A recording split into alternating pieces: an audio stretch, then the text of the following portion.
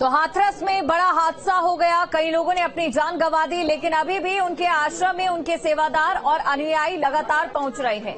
इतना ही नहीं, उनके सेवादार और अनुयायी वहां पर अभी भी उन्हें अपना भक्त बता रहे हैं और साथ ही कह रहे हैं इस हादसे में जिन्होंने जान गंवाई है वो उनके भाई बहन के समान। बाबा के सत्संग के बाद हुई भगदड़ में कई लोगों की मौत हो गई और तमाम तरीके के सवाल बाबा को लेकर के उठ रहे हैं। एक सेवादार जो उस वक्त वहां पर सेवा कर रहे थे हमारे साथ मौजूद, उनसे बात करते हैं, जानने का प्रयास करते हैं कि क्या हालात वहां पर हुए थे, क्यों इस तरीके की स्थितियां बनी, क्यों इतने लोगों की मौत होगी, क्या देखा आपने वहां पर? भैया पहली बात तो मैं अपना परिचय दे दूं, मेरा नाम अजय कुमार है और मैं कन्नौज का रहने वाला हूं और मैं आज उस दिन वहां पे मौके पे था और कल से मैंने खाना भी नहीं अच्छा लग रहा मुझे और मैं यही सोच रहा है प्रभु ये क्या हो गया। हम लोगों को सबको, ये हमारे परिवार की मौत हुई है, ये जो हमारे सत्य के साथी थे संगत के तो वही आए हुए थे, बट जब प्रभु गए पीछे थे ये लोग, जब निकले प्रभु इसके बाद में किस प्रकार धक्का मुक्की हो गई और पास में ऐसा पानी भरा था जो गिर गया, एक ऊपर एक 8-10 ऐसे गिर गए तो बेचारा दब के बहुत दर्दनाक। इसके लिए हम बहुत संवेदना व्यक्त करते हैं और हरि परमात्मा उनकी चरणों में शांति मिले, उनके घर वालों को प्रभु यही मैं चाहता हूँ। मैं आप वहाँ पर मौजूद थे तो कैसे क्या हुआ, क्या दिखाई पड़ा, मतलब कैसे शुरुआत कैसे हुई? शुरुआत ऐसे हुई कि परमात्मा अपने समय से आ गए, आने के बाद में ब्रह्मवाणी दी, दर्शन भी मिले, लेकिन काफी दूर थे और संगत ये सभी जानते हैं कि प्रथम मंगलवार में हरि परमात्मा की संगत ही इतनी है, जबकि तब भी काम चल रहा, बहुत कम आ पाई थी, जगह भी थी। अब जब परमात्मा निकले थे वहां से समापन करके तो जो पीछे रोड पे बहन भाई थे वो दर्शन के चक्कर में कि हमें वहां से नहीं हो पाए तो गाड़ी पास, हर कोई चाहता है कि मैं आगे जाके करूं, इस चक्कर में कुछ ऐसा हुआ होगा जो धक्का मुक्की से कुछ हो गया। इसके लिए हम वास्तव में तहे दिल से कहते हैं और परमात्मा से। लोगों ने फिर मदद की, लोगों की किस तरीके से घायलों को अस्पताल में पहुंचाया? अच्छा ये बताइए व्यवस्था क्या थी, क्या घायल जो थे कितनी देर में एम्बुलेंस आई वहाँ पर? नहीं, एम्बुलेंस थी और निकाला गया, फिर मिट्टी में संधे हुए थे उनको पानी डाल के उनको साफ करके तुरंत भेजा गया। ये वो लोग हैं जो हादसे के वक्त वहाँ पर मौजूद थे, सेवा करने के लिए वहाँ पर गए थे। जब हादसा हो गया तब उसके बाद तमाम लोगों को बचाने का काम भी किया, रेस्क्यू ऑपरेशन उन्होंने चलाया, लोगों को निकाला, उन्हें अस्पताल भेजा और आज उनको बहुत ज्यादा दुख है। उनका कहना ये है कि वो दुखी हैं क्योंकि उनके परिवार के लोगों की ही मौत हुई है। ये जो बाबा के साथ जुड़े हुए तमाम लोग हैं वे उनका परिवार हैं। वीडियो जर्नलिस्ट अमित सिंह के साथ श्याम तिवारी, न्यूज स्टेट, मैनपुरी। और हाथरस हादसे से जुड़ी एक और बड़ी खबर आपको हम बता दें। इस वक्त की बड़ी खबर हाथरस हादसे से जुड़ी, जहां हाथरस कांड को लेकर लखनऊ में बड़ी बैठक हो रही है। तो हाथरस कांड को लेकर लखनऊ में बड़ी बैठक हो रही है। देखिए, इस पूरे हादसे के बाद लगातार बैठकों का दौर भी जारी है और निर्देश भी जो है वो सामने आ रहे हैं। ये बड़ी खबर आपको हम बता रहे हैं।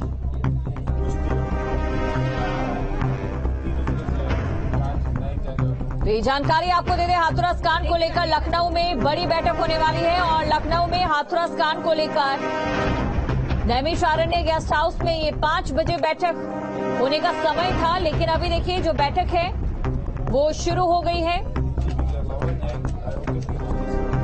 जिसमें अपर प्रमुख सचिव गृह, डीजीपी के अलावा न्यायिक आयोग के 3 सदस्य मौजूद रहेंगे।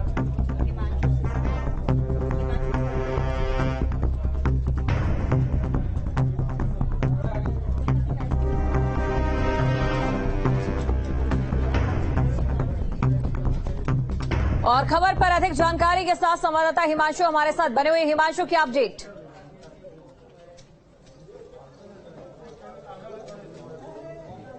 बिल्कुल, देखिए हाथरस कांड को लेकर अभी प्रेस कॉन्फ्रेंस यहां पर हाथरस में की गई थी, जिसमें शलभ माथुर जो आईजी हैं, उसके साथ ही जो एसपी हाथरस हैं निपुण अग्रवाल वो मौजूद रहे थे, डीएम भी साथ में मौजूद रहे थे।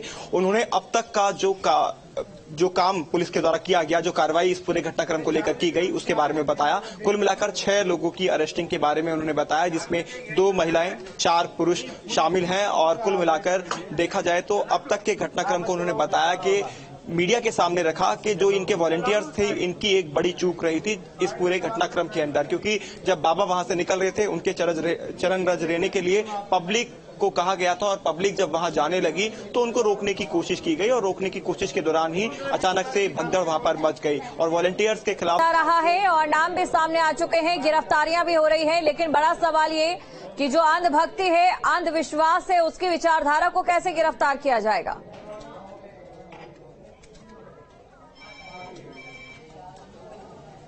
इसमें कोई दो राय नहीं है। ये अंधभक्ति ही थी कि एक आवाज में इतनी बड़ी संख्या में लोग एक जगह इकट्ठा हो जाते हैं।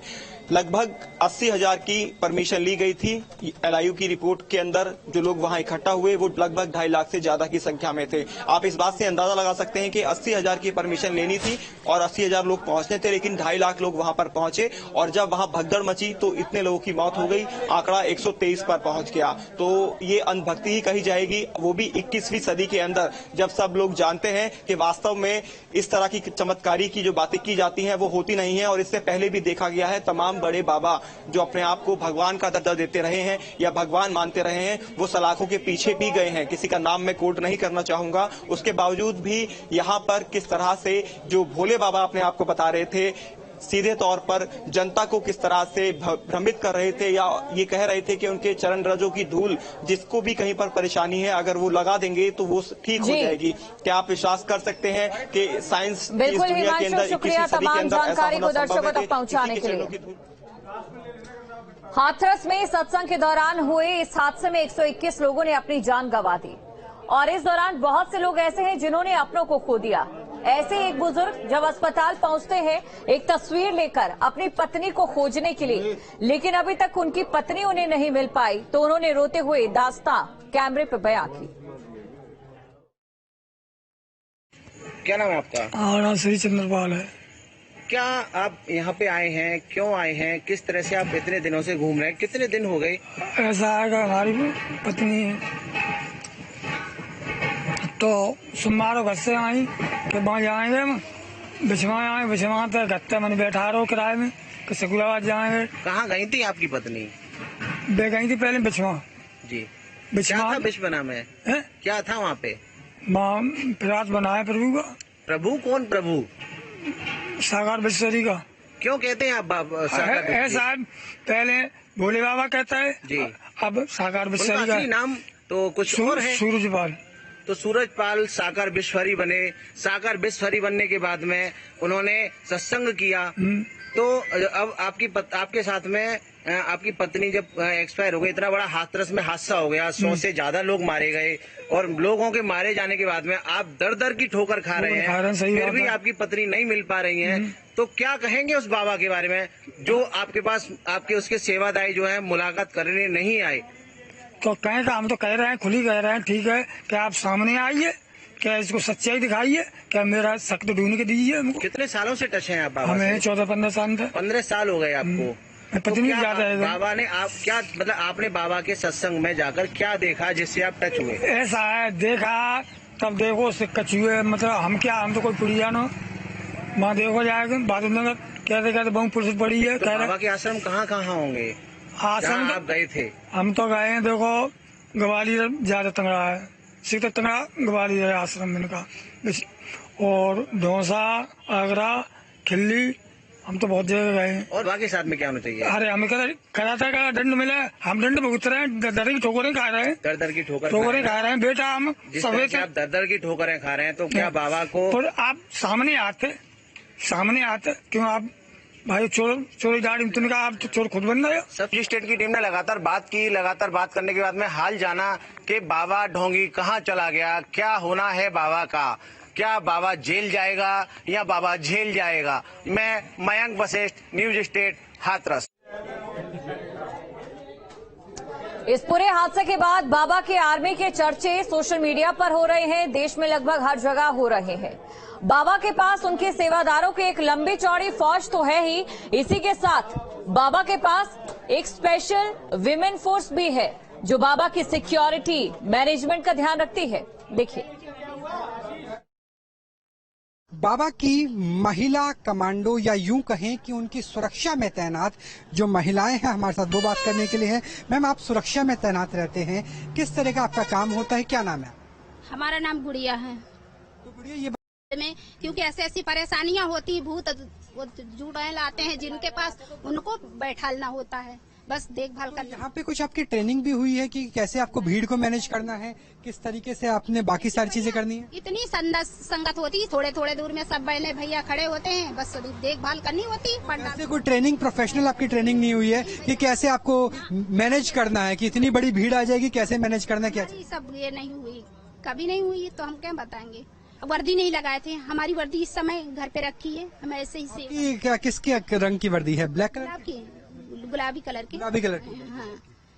तो उस टाइम आप वर्दी में थे जब आप पूरा? नहीं, हम वर्दी नहीं लगाए थे भैया। वर्दी लगाए थे। अच्छा, आपका क्या काम होता है? आप किस तरीके से काम करते हैं? आपने जल सेवक, आपने कहा कि कई लोगों के अंदर भूत प्रेत आ जाते हैं, चुड़ैल आ जाते हैं, उन्हें कंट्रोल करते हैं, कैसे? नहीं, कंट्रोल मतलब ऐसे कर, जैसे किसी पे आत्मा आ जाती है तो उनको आज जो मतलब पकड़ करके तो उन्हें बिठा देते हैं घेरे में, मतलब वैसे करके थोड़ी मैदान में बिठा देते हैं सभी आत्मा को। ऐसा कैसे पता चलता है कि आपको की आत्मा आ गई है? तो वो खुद उसके बलती है ना, तो भैया खूब वो धूम मचाती हैं, खूब मारपीट करने लगती हैं, एक दूसरे से लड़ाई करने लगती हैं। यहाँ पर इस तरीके से कंट्रोल किया जाता है। ये है बाबा की सिक्योरिटी में लगी हुई महिला कमांडोज, जो न सिर्फ भीड़ को बल्कि भीड़ के साथ साथ जो आत्माएं आती है, कथित तौर पर इनका कहना है कि आत्माएं आते हैं, चुड़ैल आते हैं, उन्हें भी कंट्रोल करने का काम यही बाबा की प्राइवेट महिला कमांडोज के द्वारा किया जाता है। कैमरा सहयोगी जयराम के साथ राहुल डबास, न्यूज नेशन, मैनपुरी। हाथरस में दर्दनाक हादसा हुआ, 121 लोगों ने अपनी जान गंवा दी। इस बीच हमारे संवाददाता ओवैस अली ने महिलाओं से बात की, लेकिन ये महिलाएं अभी भी इस बाबा को भगवान मानती हैं।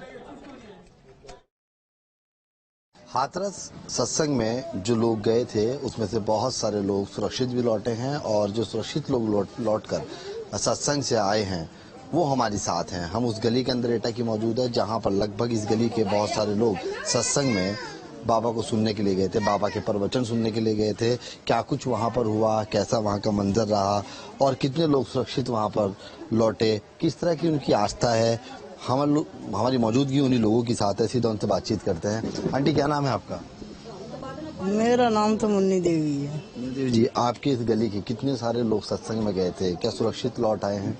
यहाँ 10-5 लोग गए थे, 10-20 लोग, सब सुरक्षित आए हैं, कोई भी समस्या नहीं है। आपके उन लोगों से बातचीत हुई, उन्होंने क्या था बताया? ये तो बातचीत तो नहीं हुई है मेरी, देखे हैं सुरक्षित आए, कोई प्रॉब्लम नहीं है। जी कि मैम, क्या नाम है आपका? कृष्णा देवी। कृष्णा देवी जी, किस तरह की आस्था है बाबा को लेकर के? कि हम तो सेवा कर्म हो रहा था, वहाँ पर ही थे, हमें पता लगा कि नारायण हरि निकल के गए हैं, उसके बाद हुआ है जी। मतलब क्या कहते हैं, भीड़ भाड़ के भगदड़ के चक्कर में उनके जान चलेगी 50-100 लोगों की, तो हमें पता चला, पर उस टाइम से हम निकल आए, अपने घर पे आ गए। नहीं, भीड़ होगी जो बाबा को सुनने के लिए लोग आए होंगे वहाँ पे? वहाँ सारी भीड़ ज्यादा थी, भीड़ तो कुल थी वहाँ पर ही। हम 6 बजे करीब वहाँ से निकले तो भीड़ थी, पुलिस वालों की गाड़ी थी वहाँ पर ही, और भीड़ तो ही, मगर विशेष नहीं थी, जैसे मतलब वो चले गए सब लोग, तो ज्यादा भीड़ नहीं। बाबा को लेकर के किस तरह की आस्था है? क्या आप भी बाबा को भगवान मानती हैं, परमात्मा मानते हैं सर, ऐसी कोई बात नहीं है, मगर विश्वास भरोसा करते हैं, मानते हैं, जाते भी हैं, मगर ऐसी कोई परेशानी दिक्कत मतलब लेना देना कुछ नहीं था। कि नहीं हम पे मांगते थे कि हमें ये चाहिए वो चाहिए, जो कुछ हो रहा था वो जाना, उनका काम जाना, हमारा तो जाना हुआ था। बहू गई है, लड़का भी गए, वो तो दुकान पे है, लल्ला है पेंटरी का, तो वो काम पे है। किस तरह के प्रवचन सुनाए गए, क्या क्या बताया बाबा ने, कुछ बताया आके? तो बिन नहीं जाए बताएगा, हम तो सुरक्षा आए, बिन की कोई गलती नहीं है। बाबा को दोषी मानती है? बाबा को दोषी नहीं मानते हम। क्यों? क्यों, उनकी कोई वो नहीं, बाबा चले गए और भीड़ भाड़ में वो रजदूल लेने चली, तो बाबा ने कहा था कि रजदूल ले लो तुम, ना कहा बाबा ने। बाबा दोषी है ही नहीं। जो सेवादार हैं उन्होंने, लोग सुनने में आ रहा है, बता रहे हैं कि बदतमीजी की वहाँ पे जो सेवक। वहाँ पर थे नहीं हम, हमें पता नहीं थी, हम दूर थे 1-1.5 किलोमीटर पांडाल से, वो हमारे सामने नहीं थी ये बात। क्या बाबा को परमात्मा मानती हैं, भगवान मानती हैं बाबा को?